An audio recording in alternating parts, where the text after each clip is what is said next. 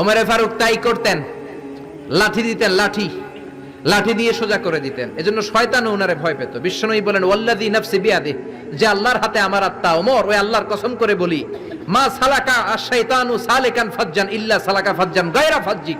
তোমার যদি ইবলিস কোন রাস্তা দিয়ে আসতে দেখে, ইবলিসের বাপের কিনা ইবলিস ওই রাস্তা থুইয়া আরেক রাস্তা দিয়ে হাঁটে। ও ওমর, তোমার যদি শয়তান দেখে তুমি এই দিক দিয়ে আসো, শয়তান জীবনও এই রাস্তা দিয়ে চলবে না, আরেক রাস্তা দিয়ে শয়তান দেয় দৌড়।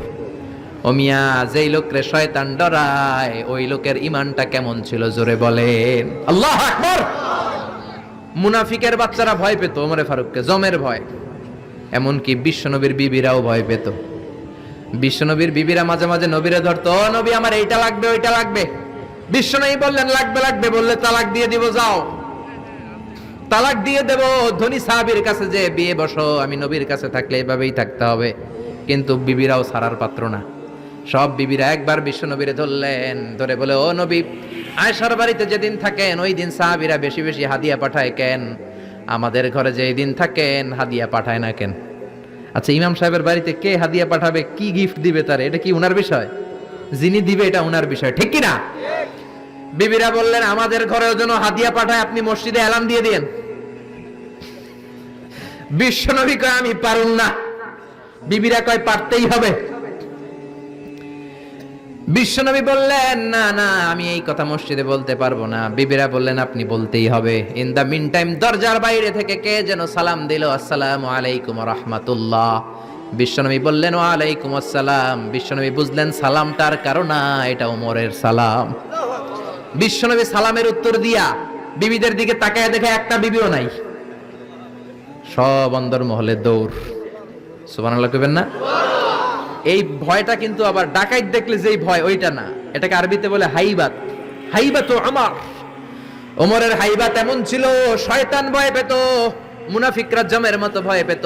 আমাদের মা উম্মুল মুমিনিন বিশ্বনবীর বিবিরাও ওমরেরকে ভয় পেত। সুবহানাল্লাহ। আমরা বাচ্চারা যদি না খায়, খেতে চায় না, আমার এক মেয়ে ছোট্ট খেতে চায় না, গল্প বলে খাওয়াই, আমি এদিক দিয়ে খাওয়াইলে ওদিকে দৌড়, এদিক দিয়ে ধরলে ওদিকে দৌড়। আপনাদের ছেলে মেয়েদের একই অবস্থা, বাচ্চারা খেতে চায় না, ঘুমাতে চায় না। তখন আমরা বলি ঘুমাও না হলে বাঘ আসবে, বাঘ, বিড়াল আসবে, বিড়াল। আপনারা কি কোন?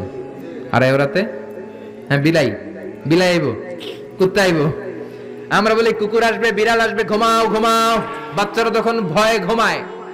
ওমর ফারুক যখন মদিনার গভর্নর, মদিনার প্রেসিডেন্ট, মদিনার মায়েরা বিড়াল আর বাঘের ভয়ে দেখাতো না। বাচ্চারা যখন মদিনাতে খেতে চাইতো না, ঘুমাতে চাইতো না, মদিনার মায়েরা বলতো তাড়াতাড়ি ঘুমাও, ওই যে ওমর আসতেছে, ওমর। চিৎকার করে পড়েন আল্লাহু আকবার। সবার জন্য সমান নীতি। 10 বছরে গোটা বিশ্বের অর্ধেক ক্যাপচার,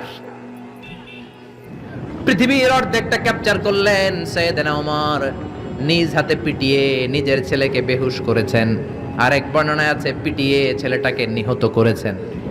যদি বর্ণনাটা দাইফ, কিন্তু আমাদের জন্য শিক্ষা আছে বর্ণনায়। হঠাৎ একবার ঘরে ঢুকলেন, ওই ছেলের নাম ছিল আবু শাহমা, মূল নাম আব্দুর রহমান। ওনার বিখ্যাত যে ছেলে আব্দুল্লাহ ইবনে ওমর, উনি আরেকজন। আরেক ছেলে ছিল আব্দুর রহমান, মারুফুন বিআবি শাহমা, সবাই তার ডাকতো আবু শাহমা বলে। একদিন ঘরে ঢুকে দেখে মদের গন্ধ পাওয়া যায়। আবু শাহমারে বললেন ইয়া আবা শাহমা আশারিবতা খামরান, মদ খাইছস? কয় না আব্বা, শারিবতু নাবিজান, নাবিজ খেয়েছি। খেয়াল রাখবেন মদ হারাম, মদ খেলে আসিবেন, কিন্তু নাবিজ খাওয়া হালাল। নাবিজ হচ্ছে আরব দেশেরা খায়, সাদা দুধের মধ্যে রাতে শক্ত খুরমা যদি 5টা ফেলে রাখেন, সকালে ওইটা দেখবেন দুধের রং আর সাদা নাই, খুরমার রস টেনে দুধটা লাল হয়ে গেছে। এটা খেলে স্বাস্থ্যের জন্য আরব দেশে খুব ভালো, কিন্তু এটা রাতে ভিজাইলে সকালেই খাইতে হবে। এটা যদি 3 দিন রেখে দেন, 4 দিন রেখে দেন, এটা তারির মতো মদ হয়ে যাবে, মাতলামি হবে, খাওয়া যাবে না। ওমরের ছেলে ওই মজাটা নেয়ার জন্য 4 দিন ভিজায় রাখছে, তারপরে এই নাবিজ নামক মদ খেয়েছে। ওমর বললেন মদ খাইছস নাকি? আবু শামা বলে খাই নাই। ওমর বললেন তাআলা ইলা, এদিকে আয়, ইফতাহ ফামাক, মুখ খোলো। মুখ খোলার পরে গন্ধ নিয়ে দেখে নাবিজ মাখানো মদের গন্ধ পাওয়া যায়। কোনো কথা নাই, কলারটা ধরলেন, টানতে টানতে মসজিদে নববীর বারান্দার পিলারে নিয়ে বাঁধলেন। জোরে আজান হলো, নামাজ পড়লেন। নামাজের পরে সালাম ফিরালেন। সালাম ফেরানোর পরে বললেন মাকানাকুম ইনদানা হাদ। নামাজের পরে সুন্নত পরে সবাই বসবেন, একটা বিচার আছে। এই গুরুদণ্ড, এটাকে আরবিতে বলে হাদ, প্লুরাল হচ্ছে হুদুদ। সবাই যখন ওযু করে ঢুকতেছিল বারান্দায় দেখে ওমরের ছেলে বাধা। সবার চিন্তা, হায় হায় কি ঘটনা ঘটলো, প্রেসিডেন্টের ছেলে পিলারের মধ্যে বাধা কেন? নামাজের পরে হাজার হাজার সাহাবী সবাই বলল, খলিফা কি হয়েছে? মাল আমর, হোয়াট হ্যাপেন্ড? ওমরে ফারুক বললেন, এইটাই নাবিজ খেয়েছে, তবে এটা মদ হয়ে গেছিল, এখন 80 বেদ দিব। কানা ঘুষা হাজার হাজার সাহাবী। কেউ কেউ বলল, খলিফার ছেলে তো মনে হয় মারবে না, ধমক দিয়ে ছেড়ে দিবে। এরকম কিছু বিচার দেশে আছে না নাই? মিলায়া দেয়, ঘুষ খায়া ছাইরা দেয়। এমপির পোলা হইলে 7 খুন মাফ, চিল্লা এখন ঠিক না? কেউ বলে না ওমর সারার পাত্র না, তবে 80টা মারবে না, 40টা দিবে অ্যাটলিস্ট। কয়টা? ওমর ফারুক চেয়ারে বসলেন, হাজার হাজার মানুষ, পিনপতন নীরবতা। জল্লাদরে বললেন, হাতি জিলদ মিন বাইতুল মাল, বাইতুল মালের ঘর থেকে খেজুর গাছের চামড়া দিয়ে বানানো বড় সাইজের একটা চাবুক আন, সবচেয়ে বড়টা আনবি। সবচেয়ে বড়টা আনা হলো। এবার ওমরে ফারুক বললেন, ইবদা বিসমিল্লাহ, শুরু কর আল্লাহর নামে। সাইয়েদনা ওমর ফারুকের সামনে দাঁড়িয়ে জল্লাদ মারবে 80টা বাড়ি। মারতে শুরু করেছে। ওয়াহিদ, ইসনাই, তালাতা, 3 বাড়ি মারার পরে ওমরে ফারুক জল্লাদকে দিলেন এক থাপ্পড়। 3 হাত দূরে যে পড়লো জল্লাদ। জল্লাদের হাত থেকে চাবুক তুলে ধমক দিলেন, তুই কি চাবুক মারোস নাকি চাকরি বাঁচাস? আস্তে মারলি কেন? আসলে আস্তে মারে নাই, দেহের যত জোর ছিল। ওমরের হুকুম তামিল করবে না এরকম জল্লাদ মদিনায় ছিল না, জোরে কোন ঠিক কিনা? যত জোর ছিল তত জোরে মেরেছে, কিন্তু ওমরের পছন্দ হয় নাই। ওমর বললেন, ইনদাকা তালাতা ইনদি ওয়াহিদ, তোর হিসাবে 3টা, আমার হিসাবে মায়ের হইছে 1টা। আমি 2 নাম্বার থেকে শুরু করব। 2, 3 মারতেছে কে? মদিনাতে উনারসে পালোয়ান আর কেউ নাই। এক একটা বাড়ির আঘাতে ওমরের ছেলে আবু শামা চিৎকার করে কাঁদে। এক একটা বাড়িতে চামড়া ছিঁড়ে যায়, রক্তগুলো ছোপ ছোপ করে নববীর দেয়ালের মধ্যে লাগে। ছোট্ট ছেলেটা ডেকে বলে, আব্বা আমারে মাফ করে দাও, আর জীবনে মদ খাবো না। সাইয়েদনা ওমরের পাষাণ হৃদয় নরম হয় না, কারণ আসাদ্দুহুম ফি আমরিল্লাহি ওমর, আল্লাহর দিনের ব্যাপারে সবচেয়ে কড়া, কোনো ছাড় নাই। এক একটা চাবুক মারে, লোকজন কেঁপে কেঁপে ওঠে। 10টা 15টা মারার পরে ছেলে বেহুশ, পানি দেওয়ার পরে আবার হুশ, আবার মারা শুরু করা হলো। 30টা মারার পরে আবার বেহুশ। এইবার আবু শাহামার মা ওমরের বউ এসে ওমরের পা ধরে ডেকে বলে, ওমর তোমার পায়ে ধরে ক্ষমা চাই, আমার কলিজার টুকরা বাজানটারে তুমি মেরে দিও না। 80টা বেত মারতে হবে, মেরেছো 30টা, আরো মারবা 50টা। যাও ওমর, প্রতিটা বেতের বাড়ির বিনিময়ে আমি আবু শাহামার মা একটা করে ওট আল্লাহর রাস্তায় সদকা করে দেব। ওমর বলে, না আবু শাহামার মা, এটা আল্লাহর আইন, গোটা দুনিয়াটা দিলেও একটা চাবুকের বাড়ি থেকে ওরা কেউ বাঁচাতে পারবে না। মারতে লাগলেন, আবার পানি দিয়ে আবার হুশ। ওমরের বাড়ি যে খেয়েছে সে বুঝেছে। 50টা বাড়ি মারার পরে আবু শাহামা দুনিয়া থেকে শেষ। রাগে ওমর গড়গড় করছেন, বললেন, এই বেয়াদবটারে গোসল করা, জানাজা দে, কবর দে। কবর দেওয়ার পরে কবরের উপরে মারা শুরু করছে। 51, 52, 53, 80টা চাবুক মারার পরে আল্লাহরে ডেকে বলে, আল্লাহ আমার ছেলে হওয়ার কারণে কোনো পার্সিয়ালিটি করি নাই, বিচারে 2 নাম্বারই করি নাই। 80টা গুনে গুনে বেত মেরেছি, দেহে যত শক্তি ছিল ততগুলো মেরেছি। কিয়ামতের ময়দানে জালিম ওমর বলে, তুমি কিন্তু আমার ডাকতে পারবা না আল্লাহ, জালিমদের কাতারে আমারে উঠাতে পারবা না, আমারে জালিম বলতে পারবা না। ওইরকম ওমরের দরকার আছে না নাই? ওই ওমরের লাঠির বাড়ি যদি থাকতো, দেশটারে মদিনা বানায় দিত কে? চোরদের হাত যদি কাটা যেত, দেশটারে সুন্দর করত কে? একটা জিনাখোরের ফাঁসি যদি বাইতুল মুকাররমের স্কয়ারের মধ্যে দিয়ে দেয়া হতো, এরপরে আর জিনা হতো?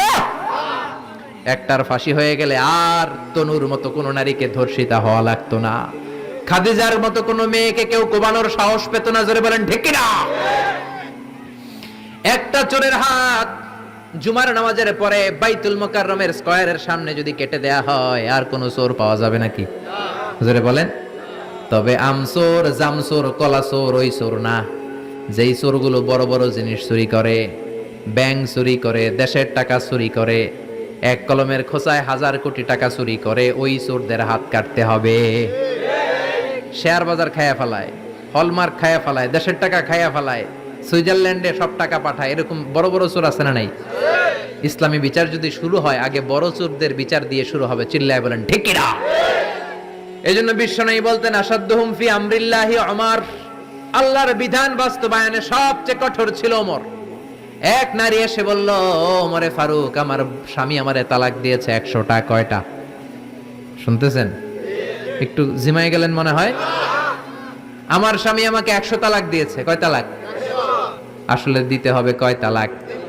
তাও একটা একটা করে, ঠিক কিনা? ওমরে ফারুক ডেকে আনলেন, স্বামীরাও আনলেন, বউরে আনলেন। ও স্বামী, কয় তালাক দিছো? কয় 100টা দিছি। ওমরে ফারুক বললেন, তালাক হচ্ছে মিন শাআইরিল্লাহ, এটা আল্লাহর নিদর্শন। আল্লাহর নিদর্শন নিয়ে ফাইজলামি করার অনুমতি তোরে দিছে কে? 3 তালাকে তোর বউ তালাক, বাকি 97 তালাক তোর পিঠের উপরে পড়বে। সুবহানাল্লাহ। বাড়িতে যে বউরে 100 তালাক দিছে এক টাকায়। ওমর ফারুক বললেন, 3 তালাকে তোর বউ তালাক, বাকি 97 তালাক তোর পিঠে। এজন্য লাঠির দরকার আছে না নাই? ওমর ফারুক জোহরের নামাজের ইমামতি করলেন। নামাজের পরে দেখলেন একদল লোক গোল হয়ে বসে জিকির করে। আসরের পরেও দেখলেন গোল হয়ে জিকির করে। মাগরিবের পরে দেখলেন সব লোক কাজে চলে যায়, ওই একদল লোক জিকির করে। ওমরে ফারুক বললেন, মান আনতুম, তোমরা কারা? কয় নাহনু আল মুতাওয়াক্কিলুনা আলাল্লাহ, আমরা আল্লাহর উপর তাওয়াক্কুলকারী। তো কাজ বাজ নাই, খালি জিকির করো। খাও দাও কিভাবে? কয় আমাদের জিকির দেখে লোকজন খানা দিয়া যায়। ওমরে ফারুক বললেন, তাহলে তো তোমরা মুতাওয়াক্কিলুনা আলাল্লাহ নও, তোমরা হচ্ছে আল মুতাওয়াক্কিলুন বা'দুকুম আলা বা'দ, একে অপরের উপর তাওয়াক্কুলকারী। যারা তোমাদের জন্য রুটি নিয়ে আসছে এদের উপর তাওয়াক্কুলকারী। কে বলেছে নামাজের পরে বসতে? ফাইদা কুদিয়াস সালাতু ফান্তাশিরু ফিল আরদ ওয়াবতাগু মিন ফাদলিল্লাহ। নামাজ শেষ তো বের হয়ে যাও। ছাত্র যাবে স্কুলে, জনপ্রতিনিধি যাবে, মেম্বার অফ দ্য পার্লামেন্ট যাবে পার্লামেন্টে, শিক্ষক যাবে কলেজে, যারা ব্যবসায়ী তারা যাবে বাজারে। তোমরা কোনো কাজ করো না, বসে থাকো কেন? খবরদার, আজকের নামাজের পরে যদি কোনো নামাজের পরে যদি গোল হয়ে বসে থাকতে দেখি, পিটাইয়া মসজিদে নববী থেকে বের করে দেব। কাজ করতে যা, এলাকায় যে কাজ কর, বিবি বাচ্চার খবর নে, চিল্লা এখন ঠিক না? ছাড় দেন নাই, পিটাইয়া মসজিদ থেকে বের করে দিয়েছেন। আল্লাহু আকবার। এজন্য বিশ্বনবী বলেছেন, আরহাম উম্মতি বি উম্মতি আবু বকর। সাহাবীদের মধ্যে সবচেয়ে কোমল হৃদয়ের অধিকারী কে ছিল? আর সবচেয়ে কঠোর কে ছিল? 3 নম্বরে বিশ্বনবী বললেন, ওয়াসদাকুহুম হায়ান উসমান, সবচেয়ে লজ্জাশীল সাহাবী উসমান। নারীরাও এত লজ্জাশীল ছিল না সাইয়েদনা ওসমান যতটা লজ্জাশীল ছিল। এখন আমাদের সমাজে লজ্জা শরমের বালাই নাই। কি করে আমরা বেশরম হব, বেলাল্লাপনা, অশ্লীলতা কি করে ছড়াবো, এগুলোর ট্রেনিং সেন্টার আমাদের ঘর। জি বাংলায় আমাদেরকে ট্রেনিং দেয়া হয়, শাড়িটা কেমনে পরলে শরীর বেশি দেখা যায়, পেট খালি, পিঠ খালি, কপালের উপর এক নক্তা আছে না নাই? জোরে কোন? কপাল পোড়া। প্রতিদিন আমরা ট্রেনিং প্রাপ্ত, প্রতিদিন জি বাংলা স্টার জলসায় শাশুড়ি আর বউয়ের মধ্যে কেমনে গিরিঙ্গি লাগানো যায়। আচ্ছা রে, বিশ্বনবী বললেন, ইদা লাম তাস্তাহি ফাসনা মা শিতা, যদি শরম না থাকে তোর যা মন চায় তাই করতে পারবি। এই জন্য আল হায়াউ শু'বাতুম মিনাল ঈমান, লজ্জা হলো ঈমানের অঙ্গ, যার লজ্জা নাই তার ঈমান। এজন্য লজ্জা শরমের দরকার আছে না নাই? বিশ্বনবী ছোট্টবেলা থেকেই লজ্জাশীল ছিলেন। বিশ্বনবীর দুধমা হালিমা, তিনি বলেন, 2 বছর মুহাম্মদ আমার দুধ খেলো, 5 বছর ছেলেটারে আমি পাললাম, 5 বছর লালন পালন করেছি। 5 বছরের মধ্যে শিশু মুহাম্মদকে আমি কোনোদিন কাঁদতে দেখি নাই। ব্যথা পেলেও মুহাম্মদ কাঁদে না, ক্ষুধা লাগলেও মুহাম্মদ কাঁদে না।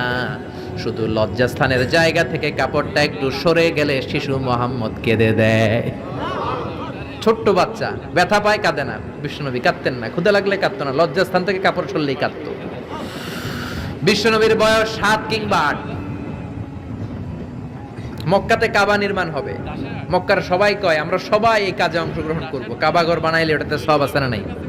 তো কিভাবে অংশগ্রহণ? পাথর কেটে কেটে পাথর দিয়ে কাবা বানাবে। সবাই পাথর টানে, বিশ্বনবীও টানে।